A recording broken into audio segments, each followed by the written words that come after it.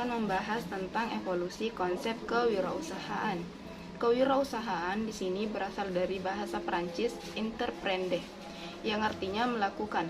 Kemudian, kewirausahaan di sini dikembangkan yaitu melakukan kegiatan, mengatur, mengorganisasikan.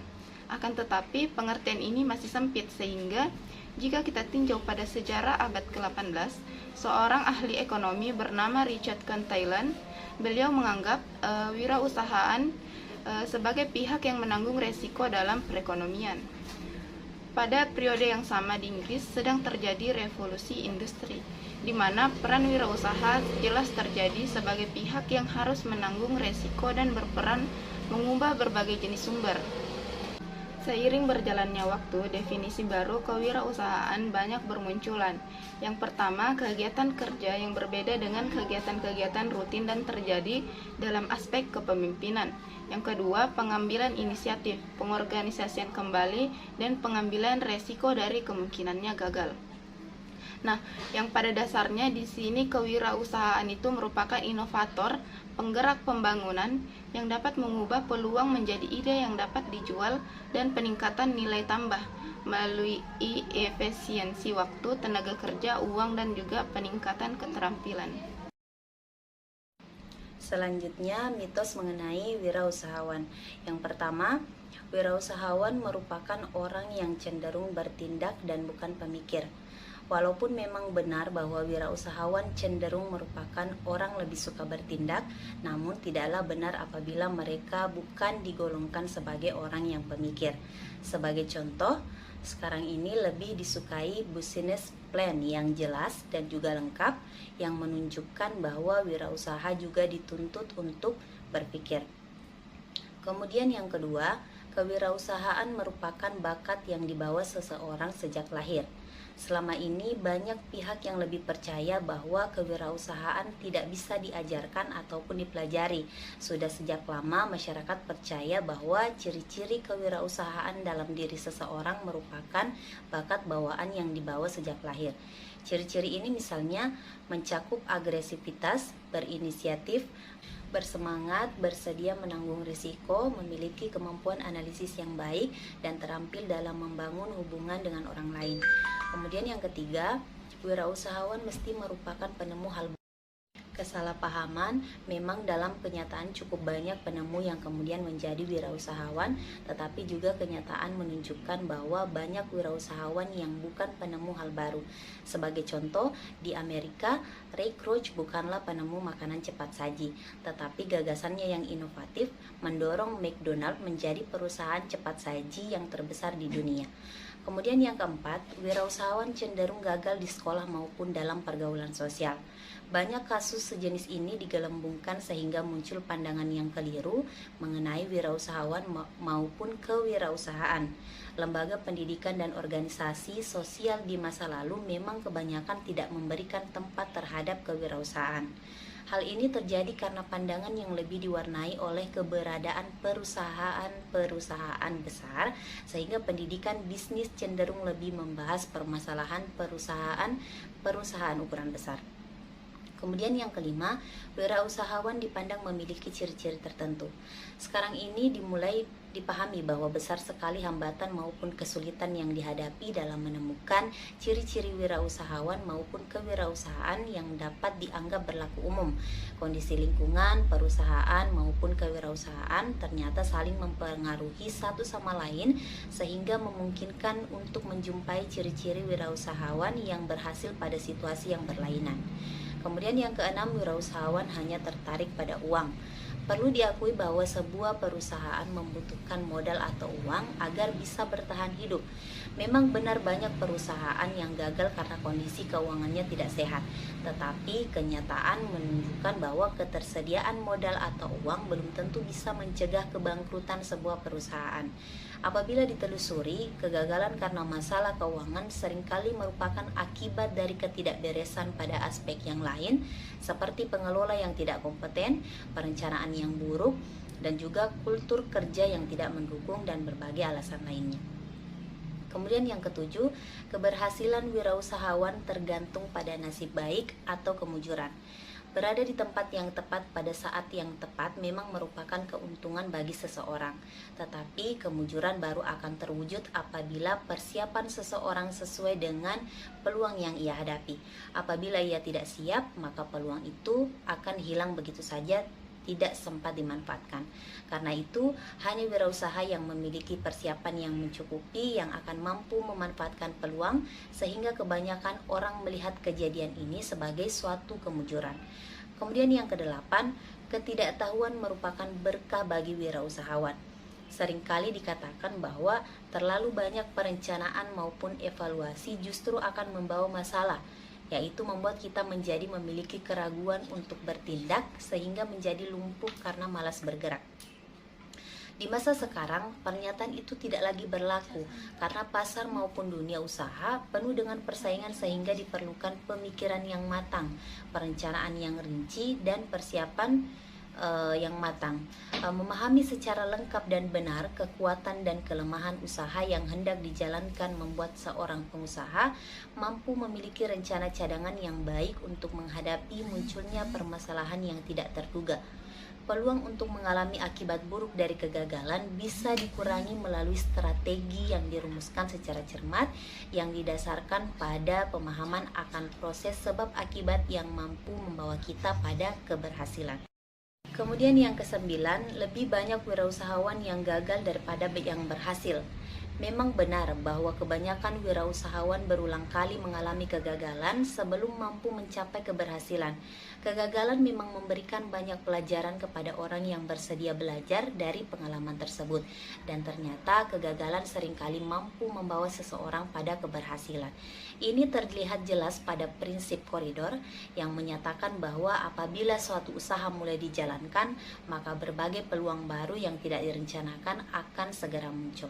Kemudian yang terakhir, wirausahawan adalah pengusaha bersifat untung-untungan. Banyak pihak yang melihat wirausahawan seakan-akan merupakan pengusaha yang perilakunya sangat untung-untungan. Kenyataan di lapangan memperlihatkan bahwa wirausahawan biasanya memilih jenis kegiatan dengan risiko yang sedang ataupun risiko yang bisa dihitung. Wirausahawan yang sukses biasanya pekerja keras dengan perencanaan serta persiapan yang matang dengan maksud untuk menurunkan risiko, sehingga dengan kemampuan itu sesungguhnya wirausahawan memiliki kapabilitas untuk mengendalikan masa depan. Nah, 10 mitos ini perlu dipahami dan perlu dijadikan landasan pemikiran dalam pembahasan mengenai wirausahawan maupun kewirausahaan. Kemampuan untuk membedakan mitos dari kenyataan lapangan akan memberikan peluang untuk mengamati dan menjelaskan berbagai ciri wirausahawan sesuai kenyataan di lapangan, tanpa diganggu oleh berbagai kepercayaan yang sesungguhnya tidak terbukti secara ilmiah. Dan yang terakhir, wirausahawan adalah pengusaha bersifat untung-untungan. Banyak pihak yang melihat wirausahawan seakan-akan merupakan pengusaha yang perilakunya sangat untung-untungan. Kenyataan di lapangan memperlihatkan bahwa wirausahawan biasanya memilih jenis kegiatan dengan risiko yang sedang ataupun risiko yang bisa dihitung. Wirausahawan yang sukses biasanya pekerja keras dengan perencanaan serta persiapan yang matang dengan maksud untuk menurunkan risiko, sehingga dengan kemampuan itu sesungguhnya wirausahawan memiliki kapabilitas untuk mengendalikan masa depan. Nah, 10 mitos ini perlu dipahami dan perlu dijadikan landasan pemikiran dalam pembahasan mengenai wirausahawan maupun kewirausahaan. Kemampuan untuk membedakan mitos dari kenyataan lapangan akan memberikan peluang untuk mengamati dan menjelaskan berbagai ciri wirausahawan sesuai kenyataan di lapangan, tanpa diganggu oleh berbagai kepercayaan yang sesungguhnya tidak terbukti secara ilmiah. Selanjutnya, pendekatan konsep kewirausahaan. Yang pertama, pendekatan makro dan pendekatan mikro. Pendekatan makro terhadap kewirausahaan menunjukkan adanya sejumlah faktor yang berkaitan dengan sukses atau gagalnya usaha yang dijalankan oleh seorang wirausahawan. Faktor-faktor ini mencangkup berbagai proses dari luar yang seringkali berada di luar kendali seorang wirausahawan. Dalam pandangan bersifat makro ini terdapat 3 pendekatan. Yang pertama, pendekatan lingkungan. Pendekatan atau cara pandang ini terutama berkaitan dengan berbagai faktor dari luar yang berpengaruh terhadap pola hidup seseorang, sehingga menyebabkan dia memiliki potensi ataupun tidak memiliki potensi untuk menjadi seorang wirausahawan. Faktor-faktor ini bisa berpengaruh positif maupun negatif terhadap munculnya keinginan untuk memulai kegiatan sebagai wirausahawan.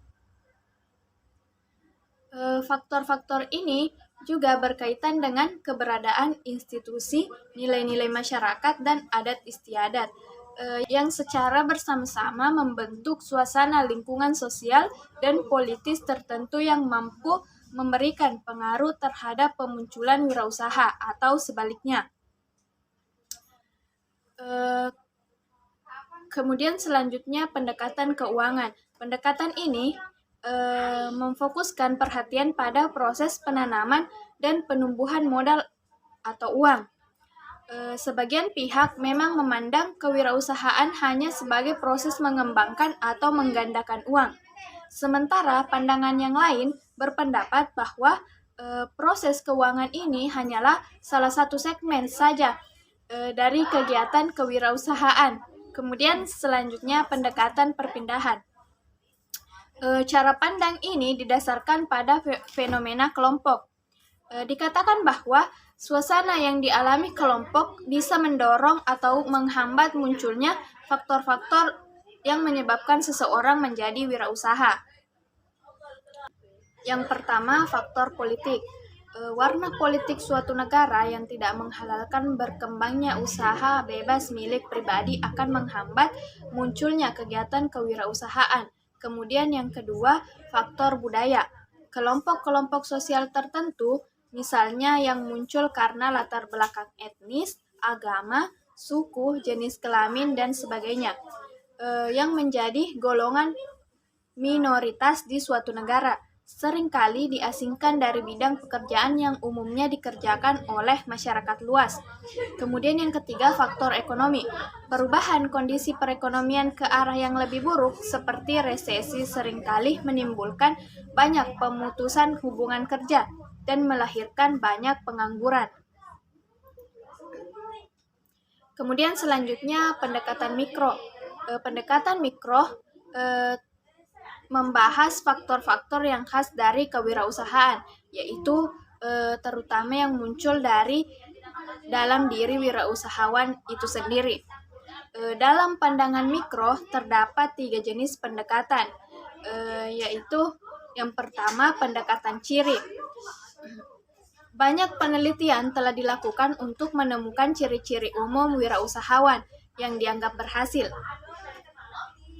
Pendekatan ini berusaha mempelajari ciri-ciri umum orang-orang yang berhasil dalam mengembangkan usaha, sehingga apabila ciri-ciri itu ditiru, maka diharapkan akan dapat meningkatkan peluang para peniru tersebut untuk mencapai keberhasilan dalam menjalankan usaha. Sebagai contoh, terdapat 4 faktor yang biasanya dianggap terdapat dalam diri wirausahawan yang sukses, yaitu mempunyai keinginan berprestasi, kreatif, memiliki keteguhan hati, dan memiliki pemahaman teknis yang memadai.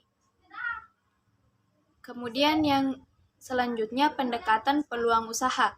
Pendekatan ini memfokuskan perhatian terhadap masalah peluang dalam tumbuhnya kewirausahaan. Menemukan gagasan usaha, selanjutnya mengembangkan gagasan tersebut menjadi konsep usaha, dan kemudian memanfaatkan peluang usaha merupakan bidang-bidang yang dianggap penting dalam pendekatan ini. Oleh karena itu, pendekatan ini menganggap kreativitas serta pemahaman pasar merupakan 2 aspek dasar yang penting. Kemudian yang selanjutnya pendekatan strategis. Pendekatan ini menekankan peran penting proses perencanaan dalam mengembangkan usaha yang sukses. Kemudian konsep pendekatan kewirausahaan yang kedua yaitu pendekatan tahapan pertumbuhan.